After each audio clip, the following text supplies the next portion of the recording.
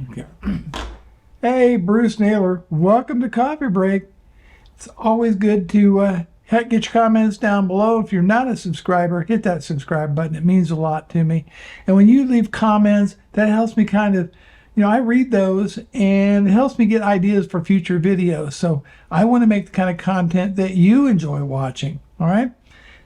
But this is a video that I've really thought about making for a really, really long time. Because here's why. Probably 3 or 4 times a month, I'll get a comment that effectively says what the title of this video is. You hi-fi reviewers are all liars. Your page shills. You only do positive reviews. You're cleaning up financially, and you don't know what you're talking about because you're making commercials for these manufacturers, and it just goes on and on and on. There's always that, and it's a small percentage of people.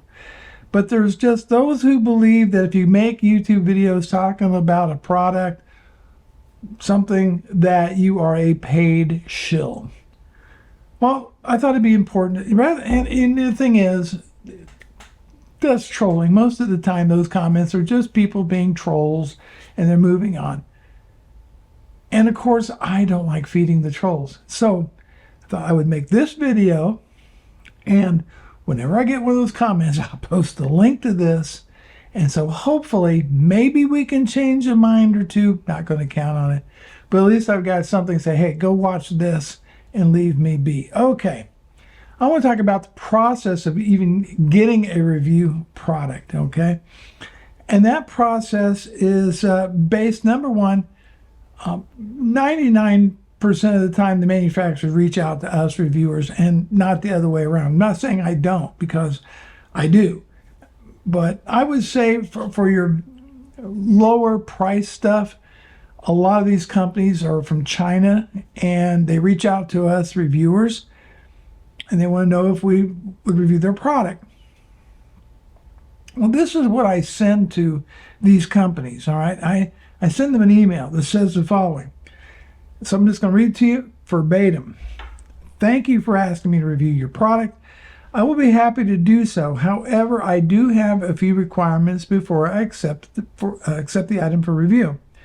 Number one, the product must be sent directly to me. I will not order from Amazon and be refunded by PayPal. That's against the Amazon affiliate program rules. This probably gets a bunch of more other stuff from the FTC and so forth. All right. Bottom line is that would constitute a paid review. Number two, I typically require 4 to 6 weeks upon receipt of the item to complete a review. This allows adequate time to properly evaluate the product. And I got to tell you, I don't know how many times, if you accept a product from one of these little companies, say from China, they're like all over you to get that video done right away. I mean, they can't wait. They don't even want to give you a week sometimes. So I just say, look, 4 to 6 weeks. If that's not satisfactory, don't send it. Or send a return shipping label, and I will get it back to you, because I've got a life in addition to making YouTube videos. And we'll talk about some of that here a little bit more. Okay, the next, number 3, all opinions are my own. No one will review the video prior to posting on YouTube.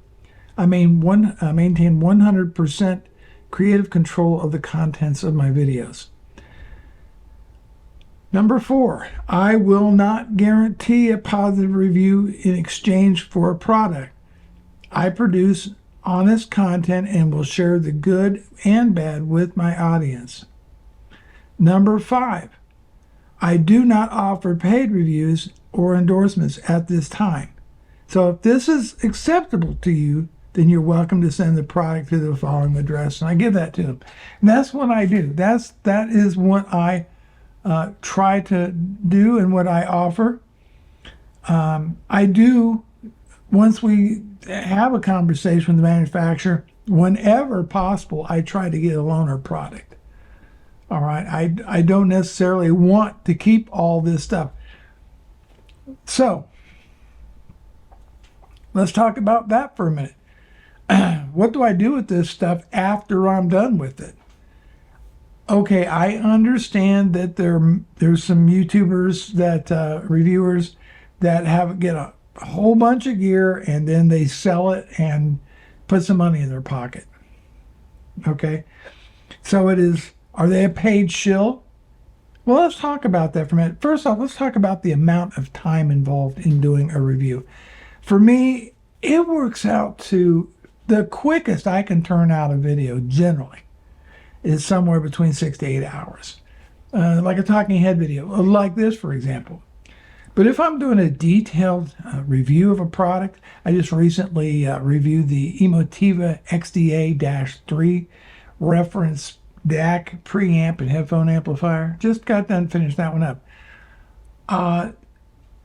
Probably closer just to 20 hours in the filming and the scripting and of the video. It's very, very detailed. I think the video runs like 18 minutes. And that's just doing that. That's not including the when you go into the filming, when you go into the editing. Okay, so let's say I spent about 8 hours roughly just scripting and all that. Then there was time to edit the video, shoot the video. Then there was editing the video. Then there was uploading the video, tagging the video, creating a thumbnail, the description, timestamps. You could easily have 25, 30 or more hours involved in a video. And it doesn't matter the cost of the product. All right, that's not even relevant. It's just the amount of work that's involved. And I believe that, you need to have some kind of compensation. I'm not against that whatsoever. I just think, you need to make it clear that the item was given to you at no cost, or, you paid for it out of your pocket, what have you. I do believe that a reviewer has that obligation to explain how they came across the item. But for a lot of products and for a lot of reviewers, they simply get loaners, they do their review, and they ship them back. And I'm no different. I do the same thing. On items that I get to keep, all right,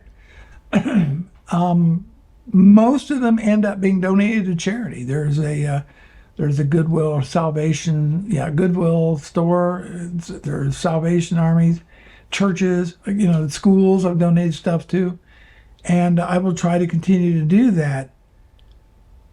Sometimes if I have a family member in need of something, I'll donate it to them. I really haven't sold pretty much any of this gear that I have reviewed.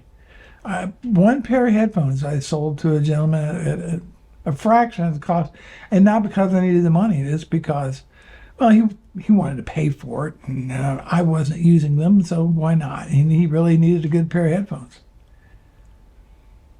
Look, us reviewers can't afford to buy everything to review. Come on, that's crazy. No, got that kind of money.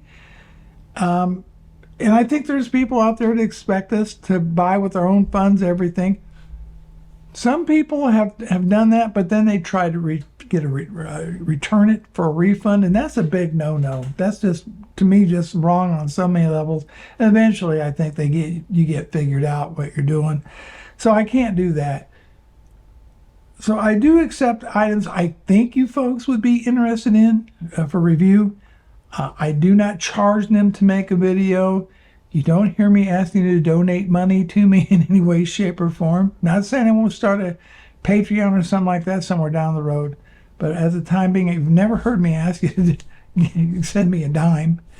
That's just not me. Nor am I trying to profit off of the gear that I do receive to make these videos. I cannot speak for other reviewers, all right? I can't.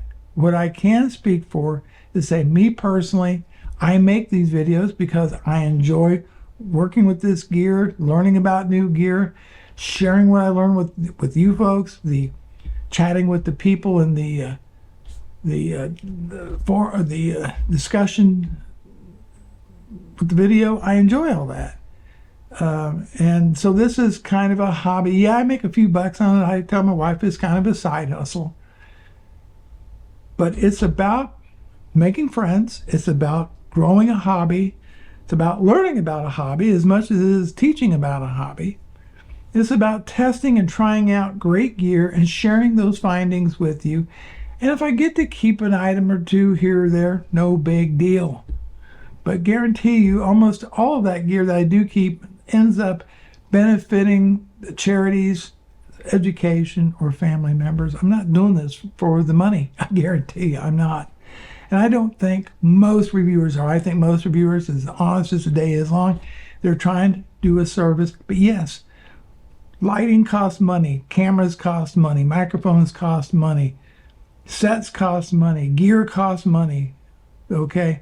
And all that to make videos takes a lot of time. And I do believe that reviewers, like anybody else, if you like what they do, they deserve to be compensated for it.